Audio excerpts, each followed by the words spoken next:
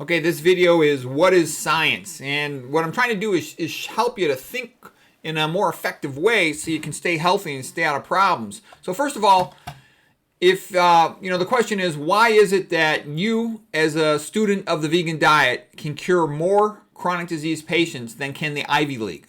Okay, there's obviously a disconnect there. How come the Ivy League essentially can never cure a chronic disease? They define them as chronic, meaning they can't be cured. I'm talking about coronary artery disease, hypertension, diabetes.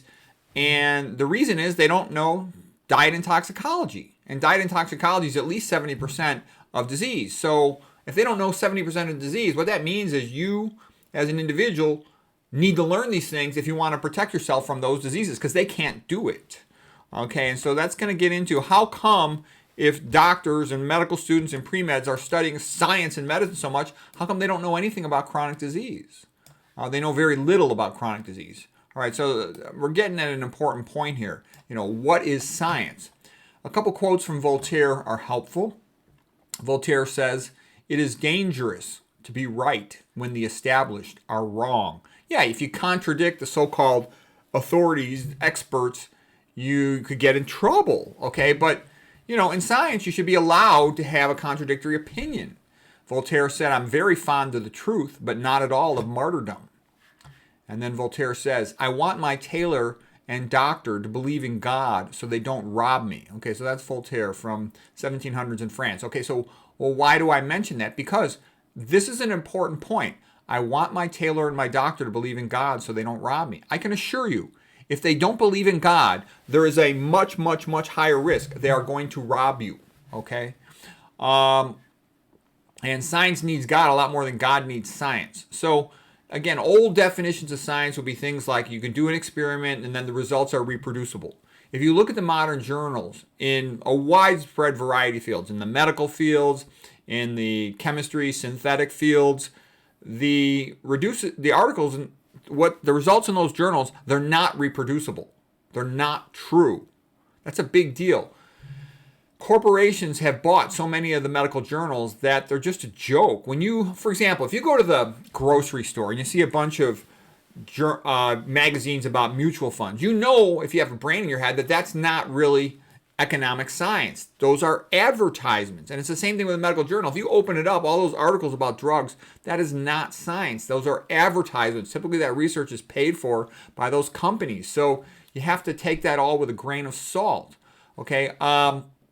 A plausible, falsifiable theory that makes accurate predictions. Yeah, if it can make a lot of accurate predictions, then there's something useful about it. If it's the best available explanation for something, it might be tentative, but it still enables you to work in that domain. That's useful. The other thing to remember is modern scientific method, it arose in Europe based on the Catholic Church. That's a fact. Anybody who studied it knows that is well documented. And what I'm saying is science is being taken over by an atheistic university system and it's destroying it. Atheism destroys a lot of things. If you haven't noticed already, there's many institutions, they get taken over by the atheist mentality and they just go down the tubes in terms of their quality, in terms of their respect for meritocracy. Because what happens is the atheistic institution just says, we're going to do things, whoever is ruling it usually just says, we're going to do whatever we want, and then usually whatever they want is whatever makes the most money for them or gives them the most power. So truth is out the window. Truth is a delicate thing. It has to be respected and protected. Otherwise, it doesn't last very well in an atheistic environment. And so here's where science is going. When I hear somebody say science, the average stupid person thinks, oh, that's like the equivalent of God in the modern world. There is truth. No. Most of the time when somebody says science, what they mean is lies. They mean advertisement. It's BS.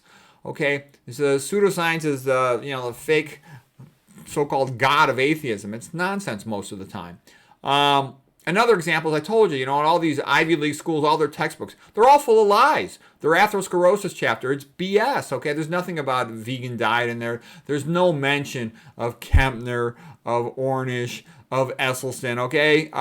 In their heart disease chapters, in their diabetes chapters. There's no mention of Shulman. There's no mention of Brownlee. There's no mention of Roy Taylor and their hypertension chapter. There's no mention. All the people who made the significant discoveries, they're not in any of the textbooks, including the recent Harvard editions. I'm telling you, it's a joke. No mention of leaky gut in the autoimmune disease chapter. No mention or minimal mention of metabolic theory, next to none in Warburg. Okay, Warburg. For TBI at the Ivy League institutions, they recommend Mediterranean diet. That's a terrible diet that causes brain damage. That's what they recommend at the so-called best hospitals. Whenever I hear the word best hospitals in the United States, I start laughing. Yeah, what are the best hospitals?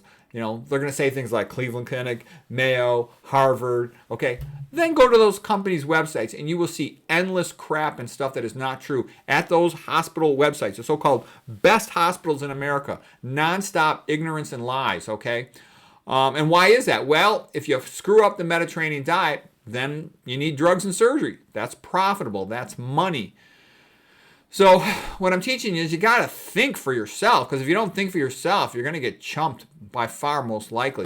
When you open up a biochemistry book, I used to think, the Lupert Stryer biochemistry textbook was the book. Now I look back at it, it's a whole bunch of BS. When you read the metabolism, you will see all kinds of things in there. They're just flat out not true. And then things that are useful to know about, things like F-, things like GP, things about most of the mitochondrial inhibitors, circuit inhibitors, none of that is in the book. None of it. And I can tell you, most modern biochemistry books, and I've looked at a whole bunch of them, they're going to end up recommending something like Mediterranean diet, keto, or low carb. That's completely ignorant. Completely. Okay? And I told you, the Harvard guy, Willett, BS artist with his food pyramid, putting right at the bottom all these omega-6 oils, completely stupid. Okay? Dishonest. I'm sure, somebody is rewarding them for that type of behavior, because it's completely against what is known. Okay, psychology books lie. There's way too much push in psychology and psychiatric fields for drugs. And even Mr. Famous Jordan Peterson, okay, he lies. He keeps saying, oh, you need these meds, these meds are good for this and that. Yeah, right. And he tells people to eat a meat-based diet. Don't get me wrong, he does say some good things. He is a bright guy. He does do some good things. Okay, but he also plays that game. I don't know what percentage you want to call it. Well, he'll tell you some good stuff, and then he lies to you, to push you in the other direction. Eat meat, take psychiatric drugs. That's all BS. That he doesn't believe in God, and then he gets interviewed by, Christian churches and other places. They're just stupid, okay? Science is whatever Big Pharma says it is. They've got, the golden rule means whoever got the gold makes the rules. That's checkbook science. Basically, they just pay for it. They buy the journal, they buy the scientist. The scientist has to tell them whatever they want to hear, or they never can get another job. Okay, so we're sort of in this age where science is becoming a joke. Science is whatever big money damn well says it is, and they bully people into having to accept them. If you don't accept it, you're going to get in trouble. And it's all fake, okay? And then they try to intimidate people. That's all BS, People will, so that's what I'm trying to say is people will, when you read history, what you should be saying to yourself is, would this happen nowadays? And what I'm saying here is, of course it's happening nowadays. People say that some, authority figure was unreasonable back in 1500. Well, guess what? They're more unreasonable nowadays. And then nowadays, the latest push is they're going to try to charge people for spreading misinformation. Gee, if somebody tells you the truth that low-fat, low-sodium vegan diet can reverse coronary artery disease, is that going to get labeled by Big Pharma? They're going to pay somebody to tell you that that's misinformation? So it's important that people have spots where they can get good information. And I think the best thing is go to a variety of sites. You get it from more than one place, and then you can figure it out for yourself.